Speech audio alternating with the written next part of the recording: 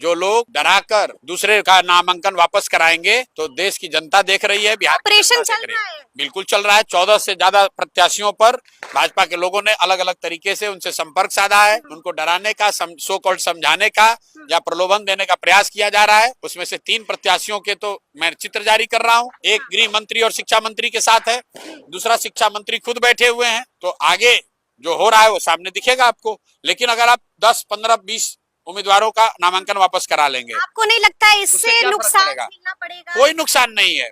बाकी के सीट तो है, बिहार की जनता तो देख रही है। भाई सूरत में एक सीट पर भाजपा ने सारे लोगों का नामांकन वापस करा लिया। निर्विरोध सूरत में भाजपा के एमपी जीत गए। उसका खामियाजा उनको पूरे देश में भुगतना पड़ा, क्योंकि देश की जनता लोकतंत्र चाहती है, भय तंत्र नहीं चाहती है। आप चुनाव लड़िए, आप बड़े दल हैं, आप लोकप्रिय दल हैं, आपने काम किया है, आप हरा दीजिए, उसमें कोई दिक्कत नहीं है।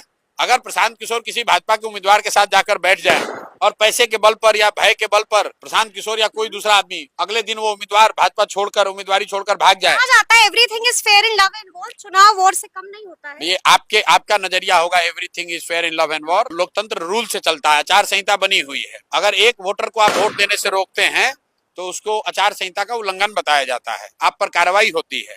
और यहाँ आप उम्मीदवारों के घर बैठकर उसको चुनाव लड़ने से रोक रहे हैं, तो ये आचार संहिता का उल्लंघन है कि नहीं, ये बिहार की जनता को देखना है, चुनाव आयोग को देखना है। स्कूल का बस्ता छाप पर बटन दबाएं, जन सुराज को विजयी बनाएं।